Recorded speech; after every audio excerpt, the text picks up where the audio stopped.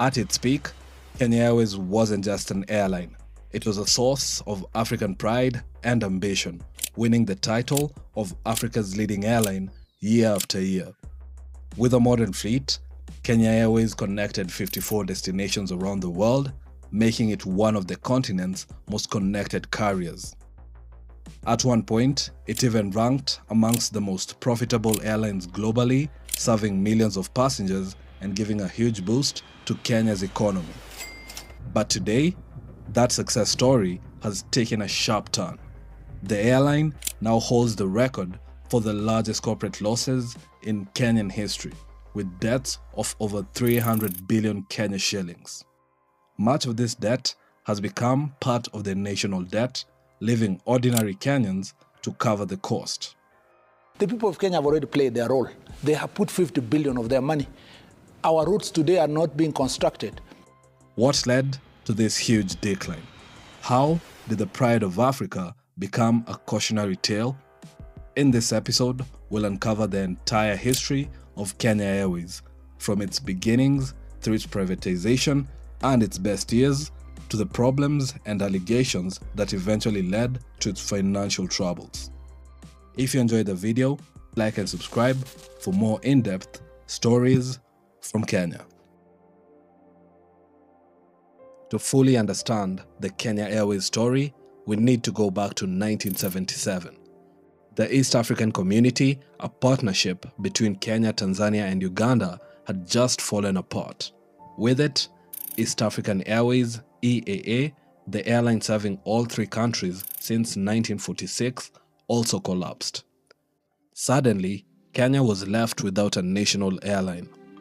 As a young nation with big dreams of becoming an economic leader in the region, this was a problem. The Kenyan government wasted no time filling the gap. On January 22, 1977, Kenya Airways was established.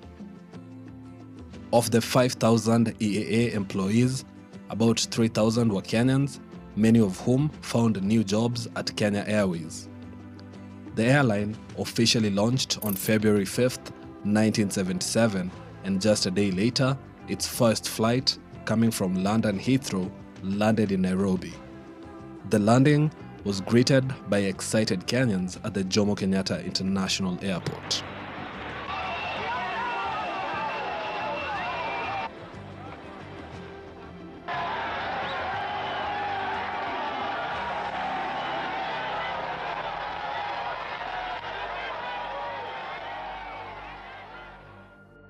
Kenya Airways uses the code KQ because KA was already taken by Korean Air, which was established earlier.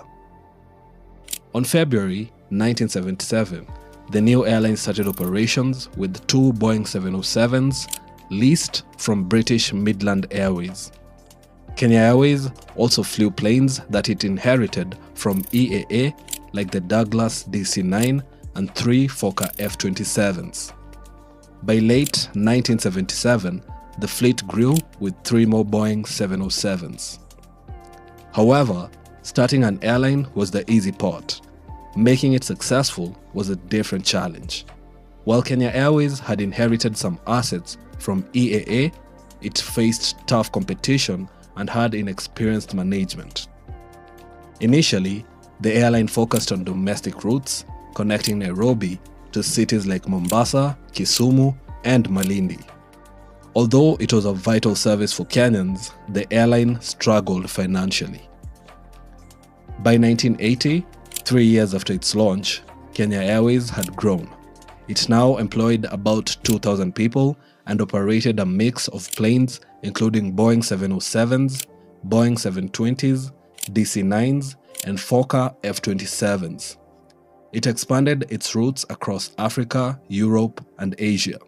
However, keeping up with the larger international airlines remained a challenge. In 1985, the airline leased an Airbus A310 to modernize its fleet and added two more A310s in 1986. By the late 1980s, the fleet had expanded with Fokker 50s for regional flights and Boeing 757s and 737s for longer distances. Despite this growth, Kenya Airways was struggling financially by the early 90s. The government had planned to privatize the airline as far back as 1986, but slow bureaucracy delayed any real progress until 1991. At that time, Philip Ndegwa, a former CBK governor, was appointed as chairman to lead the privatization effort. His mission was to make Kenya Airways less dependent on the government. He brought in Brian Davies, an aviation expert, as the airline's managing director. Davies made bold moves to cut unnecessary staff, improving efficiency and streamlining operations.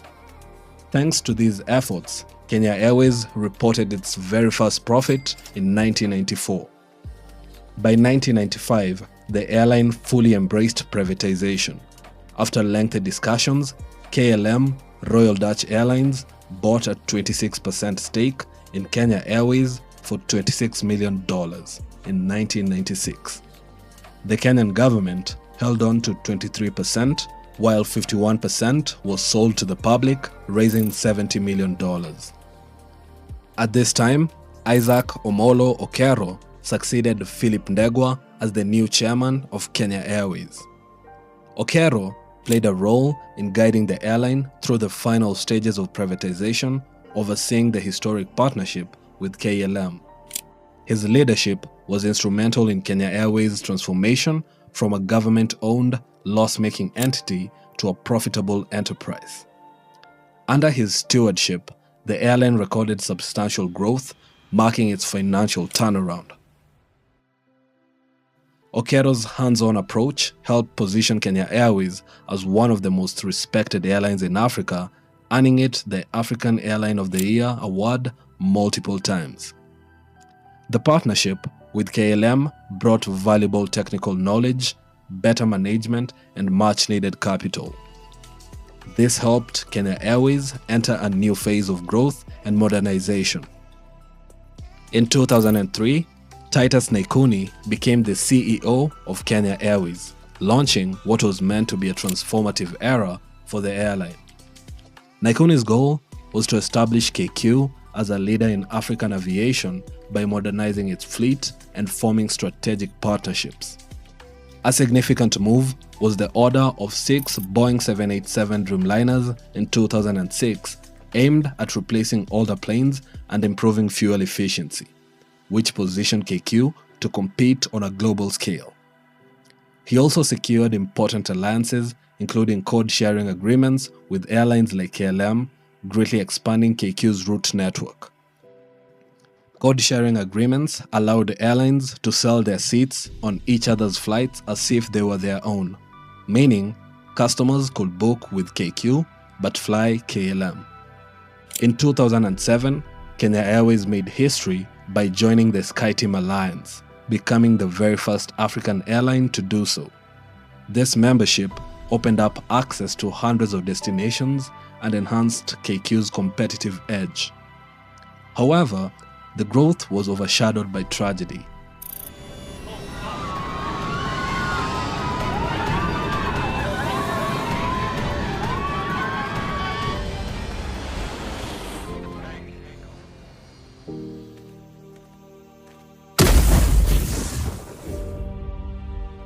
So was it a pilot error?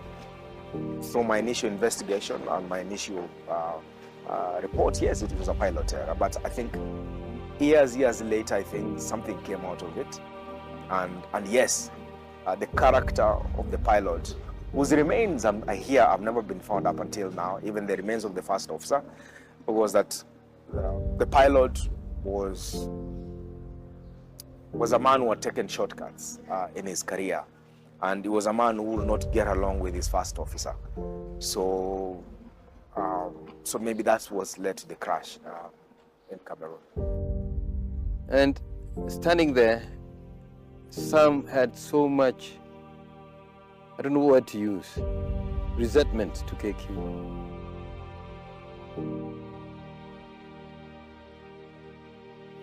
On May 5th, 2007, Flight 507, a Boeing 737-800, crashed shortly after takeoff from Douala International Airport in Cameroon, killing all 114 people on board.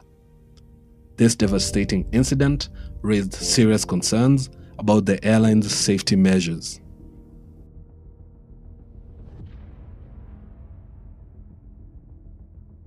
To regain public trust, Kenya Airways undertook significant safety improvements, investing in pilot training and updating safety systems.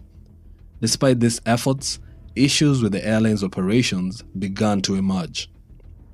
By 2011, Naikuni announced Project Mawingu, an ambitious expansion plan that aimed at increasing the fleet to 107 aircraft and serving 115 destinations by 2021.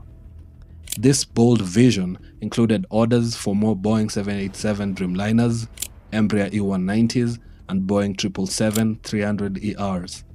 However, Project Mawingu relied heavily on debt, with around 95% of the financing coming from loans, raising concerns about KQ's long-term financial health. Alarmingly, it was alleged that the top management did not question the feasibility of this ambitious plan. I remember when the CEO proposed it, not a single manager made a comment about it, and this was a multi-billion investment. Project Mawingu's debt dependence wasn't the only problem. The decision to invest heavily in Embraer E190s proved problematic. Although these smaller aircraft had a 96-seat capacity on paper, they typically flew with only 60 passengers due to luggage restrictions. This operational flaw significantly reduced KQ's capacity compared to its larger Boeing aircraft. Routes that once used 120 to 200-seat Boeing 737s had increased flight frequencies to meet demand, which inflated operational costs related to maintenance, fuel, and crew salaries. These higher expenses often fell on the customers, making KQ more expensive for the travelers. If you take even local routes, you take Fly 540 to Eldoret, you pay 6,000. Kenya Airways, you pay 18,000 one way. From here, Mr. Speaker, to Kampala on Kenya Airways, you pay more than you pay on Ethiopian Airlines from here to China. Moreover, the Embraer planes required specialized engineers for servicing, adding another layer of complexity. Since 60% of KQ's business was within Africa, these aircraft were intended to support regional expansion. However, many African countries lacked the infrastructure and expertise to service these Embraers. For instance, on the Embraer, many times we fly with an engineer on board, a third person on board, because there is no service capability in the places in those airports where you're we go going to. But that's part of doing business in Africa, as far as I'm concerned. While the Embraer E190 itself wasn't a bad aircraft, its complicated maintenance requirement made it a poor fit for expanding within Africa, where such specialized support was often unavailable. To make matters worse, the anticipated demand for these regional flights never fully materialized, leaving KQ with underutilized planes and higher operating costs. As a result, keeping the Embraers operational became far more expensive than expected. The aircraft choice also didn't align with Project Mawingu's expansion plan, as they carried less cargo and fewer passengers, which is not ideal when aiming for global expansion. Africans don't fly to go on holiday. No. Africans fly to do business. Yes. But Kenya doesn't think so anymore. They are actually flying narrow body to all African destinations. Ethiopian Airlines, on the other hand, is flying what? The Dreamliner. Huh? Dreamliner, which KQ lost out on. You know, KQ was the launch carrier for the Dreamliner. Yes. But because of a gain of interest, the Boeing said, fine, it's difficult working with Kenyans. Let's bring in Ethiopians. yeah. Further complicating matters, KQ utilized special purpose vehicles, SPVs, like Savo and Samburu to finance its fleet. These SPVs are separate entities designed to manage specific projects and shield the main company, in this case KQ, from financial risks. While SPVs and their uses are a common practice in aviation for leasing aircraft, KQ's approach raised red flags due to a lack of transparency. Who are the real owners of this company? I don't know that it's called Amboseli and Samburu or something. Amboseli, Samburu. Yes. You know, they have Kenyan names, but the owners are lawyers in the UK, and the companies are domiciled in Cayman Island. Yeah. You know, that is a warning sign. Even if it's for the DPP, once you see those kind of arrangements, there is something being hidden. Reports suggested that KQ paid 30 to 40% above market rates for its aircraft leases, with an average lease for an Embraer E190 reportedly costing up to $200,000 per month compared to the market rate, which is only $150,000 US. This pricing discrepancy fueled allegations of financial mismanagement, leading to suspicions that the SPV structure was being used to hide liabilities and divert funds away from the core operations. There were allegations that some members of the Kenyatta family were involved in the ownership of the planes leased to Kenya Airways through these SPVs. However, Naikoni denied knowing about it when asked by the Senate committee. Does Uhuru Kenyatta and or his brother George Muhoho or their family have any interest in the SPVs that own the aircrafts? I don't know whether Uhuru Kenyatta or Mama Ngina Kenyatta or Moho owns it. In 2012, Naikoni oversaw a controversial retrenchment that laid off over 500 experienced staff. KQ says it has a bloated wage bill of 13.4 billion shillings paid to about 5,000 employees annually. The union is, however, adamant that this money is not spread evenly in the organization. The unionizable staff, who are 3,800 members, only take a 21% of the wage bill. All of 79% are with the management. So if he wants to cut cost on labor, he should start with his management team. This loss of institutional knowledge hampered KQ's ability to navigate its increasingly complex operations. Compounding these challenges was the lack of aviation expertise on the airline's board, which led to poor strategic decisions, including problematic fleet expansions and the convoluted financing plans like Project Mawingu. KQ is run by a board who are not aviators. How does that happen? You walk into KLM, American Airlines, British Airways. The people in that board, at least you have to have half of that board, people who understand the business, who have grown in it. During this period, Ethiopian Airlines, KQ's main competitor in Africa, took a different path. Ethiopian Airlines adopted a simpler fleet strategy with larger Boeing aircraft, maintaining lower operating costs, including pilot salaries. This efficiency allowed Ethiopian to grow steadily, while KQ struggled under the weight of debt and inefficiencies.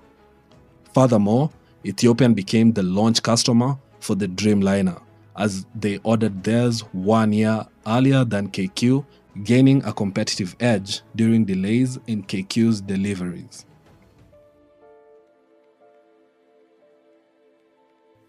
In 2014, Mbovi Ngunze took over as CEO, inheriting an airline already in financial distress. The airline's financial troubles were exacerbated by several external shocks as well. The 2013 Westgate Mall terrorist attack in Nairobi severely impacted Kenya's tourism industry, a crucial revenue source for KQ. In 2014, the Ebola outbreak in West Africa forced KQ to suspend flights to Liberia and Sierra Leone. Passenger numbers on KQ's West African routes and overall traffic between Europe and Africa also dropped, according to KQ. KQ's partnership with KLM, which began in 1995 when KLM bought a 26% stake in the airline, created additional challenges. The partnership was meant to reduce competition between the two airlines, KLM in Europe and KQ in Africa. But over time, KLM's influence on KQ's board created an uneven playing field. KLM could operate freely in Africa, while KQ was restricted from expanding its European routes beyond Amsterdam, even though other cities had potential. This imbalance raised concerns about fair competition. A controversial deal in 2010 saw KQ buy 2 planes from KLM for $20.5 million. By 2015, KQ had to sell those planes for just $2.1 million, even though independent estimates valued them at over $6 million. While KQ sold planes due to financial struggles and the need to cut costs by removing older, expensive-to-operate aircraft, many questioned whether this deal had benefited KLM more than KQ. Despite these issues, it's worth noting that KQ also benefited significantly from the KLM partnership over the years. In 2016, Michael Joseph, former CEO of Safaricom, joined KQ's board as chairman, bringing his successful business experience to the struggling airline. Despite his appointment and various financial interventions, including a $200 million loan from the Afri-Exim Bank and a $40 million loan from the government, KQ's problems persisted. The situation worsened, with KQ posting a staggering pre-tax loss of $29.7 billion in 2015, the largest corporate loss in Kenya's history, following a $25.7 billion loss the previous year. The liberalization of Kenya's airspace through the Open Skies policy allowed foreign carriers like Emirates to operate more freely, creating even more competition. Middle Eastern airlines such as Qatar, Emirates, and Etihad began capturing KQ's market share with more convenient and affordable flights, which benefited the consumers but hurt the struggling KQ. Level of Open Skies policy, where you can fly anywhere you want. You just have to apply and you can fly. But you have to get permission to. It's the result of you see so many airlines flying. Of course, we would rather not that happen. Of course, as an airline, I'd rather be a monopoly, of course. But that's not realistic. That's not going to happen. Despite Ngunze's optimism about turning things around, he resigned in 2017. His tenure marked one of the airline's lowest periods, though not all the challenges could be attributed solely to his leadership. In 2017, Kenya Airways was in serious trouble. The airline was drowning in debt and losing money fast. They needed a miracle worker. That's when they brought in Sebastian Mikosz, a Polish airline expert known for fixing struggling airlines. By 2018, Kenya Airways owed more than $750 million, a staggering amount that seemed impossible to repay. The Kenyan government had to step in just to keep flights running. Mikosz came with a bold plan called Project Simba. His main idea was for Kenya Airways to take over Nairobi's main airport, JKIA, similar to how Ethiopian Airlines operates its airport in Addis Ababa. Actually, if you put all these assets together, which all the countries around us, you have all this money in one pot. It doesn't mean, again, because I know the questions that will be asked, that I want to jump on the bank account of Jomo Kenyatta and swoop the money that is there and put it in KQ. But I want to have a system, and this is what we recommend, where each passenger that lands reinforces Kenyan aviation system, not only KQ, and we are an essential part, but I cannot do without Jomo Kenyatta, they cannot do without me. We are the only carrier interested in growing the hub, the only one. Everybody is interested just picking the passenger and sending it to its own hub. However, this plan faced pushback from the airport authorities and workers' unions who are worried about job losses and unfair competition. What they were trying to do was very sensible. They were not trying to take over Jomo Kenyatta International Airport. They wanted a joint venture with Jomo Kenyatta International Airport to reduce the cost for running Kenya Airways, because then in that joint venture, they would not have to pay high parking fees like others do. They would But then Parliament has gone around and said the same government, which they didn't want to go into a joint venture, should now nationalize Kenya Airways. If you nationalize it, you have to recapitalize it. If you recapitalize it, the money must come from somewhere, from the treasury. So we should be very clear what argument that we are making. Competing with big airlines like Emirates and Ethiopian was another huge challenge. These companies had the backing of their government and were 100% state-owned, meaning they could easily get money when needed. Kenya Airways, being partly owned by private investors, didn't have this luxury, making it feel like they were fighting with one hand tied behind their back. I mentioned before, our biggest competitor is Ethiopian Airlines. Yes. Very efficient airline, very smart, very big fleet, very new fleet, much bigger than ours and probably going to double and triple in the next few years. But they state-owned, state-funded, no unions or anything like that. So the situation became even more complicated when Mikosh had a falling out with the airline's pilots. He claimed the pilots were overpaid, saying each made about 1.6 million shillings a month, which took up half of the airline's wage bill, even though the pilots only contributed to 13% of the staff. The pilots quickly responded, saying they earned much less than that, and felt they were being unfairly blamed for the airline's struggles. But it wasn't all bad news. In October 2018, Kenya Airways made history by launching the first ever direct flights between East Africa and New York. This was a big deal, opening up new doors for tourism and businesses between Kenya and America. Nairobi, New York, non-stop, 15 hours. Wow, game changer, oh yeah. The airline also expanded its routes across Africa and began updating its fleet with the newer, more efficient planes. Despite these achievements, the airline's financial troubles continued. By 2019, Mikosh decided to step down earlier than expected, citing personal reasons. In 2019, after Sebastian Mikosh stepped down as CEO, Kenya Airways turned to Alan Kilavuka to steer the airline through uncertain times. Kilavuka, who had successfully led Jambojet, KQ's low-cost subsidiary, was appointed acting CEO in early 2020 and officially took over in April. Under his leadership, Jambojet had grown rapidly and become a key player in East Africa's budget airline market. Little did Kilavuka know he would soon face one of the toughest challenges in aviation history, the global COVID-19 pandemic. COVID-19 hit KQ hard, grounding flights and leaving airports empty. The airline's already shaky financial situation worsened as passenger numbers plummeted. Kilavuka and his team had to act quickly. They implemented aggressive cost-cutting measures, slashing staff and restructuring operations to reduce losses. With passenger flights down, they leaned heavily on cargo services, which became a lifeline for the airline's revenues. Despite these efforts, KQ reported massive losses in 2021, struggling with the ongoing effects of the pandemic, rising fuel prices, and mounting debt.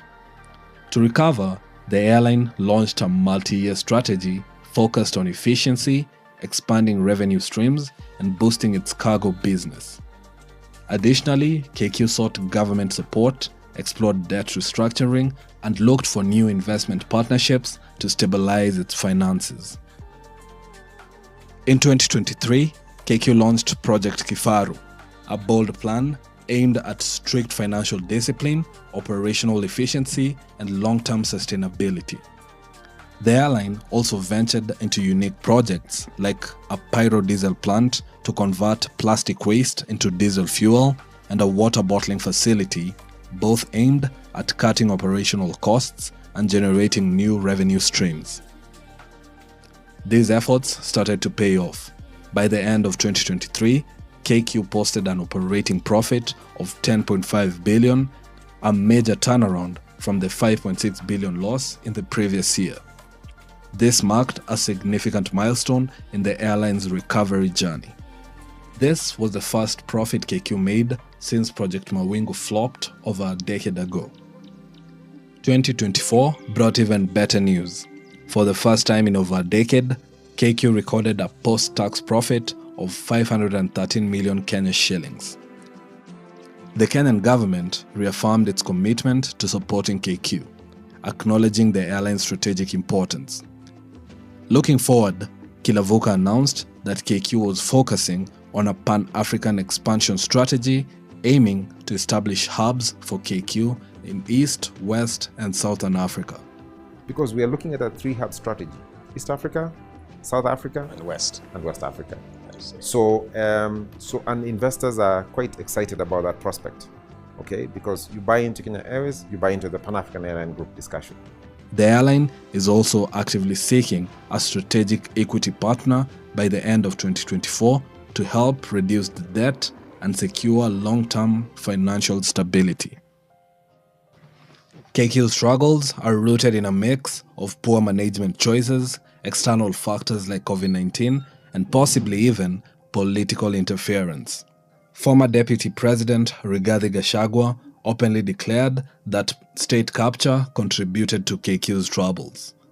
We have had very serious discussion with the Kenya Airways. You know, Kenya Airways, their planes are always full, you know. They have the highest fares in this continent, yet they make losses because of state capture. Because the people who lease the aircrafts, they overcharge Kenya Airways because of state capture, you know? But KQ's story is still unfolding. With Alan Kilavuka's leadership and new strategies, the airline may yet to return to its former success. However, with fierce competition in the airline industry, will KQ's efforts be enough to secure a lasting comeback? Share your thoughts in the comments below. If you enjoyed this video, like and subscribe for more insightful stories from Kenya.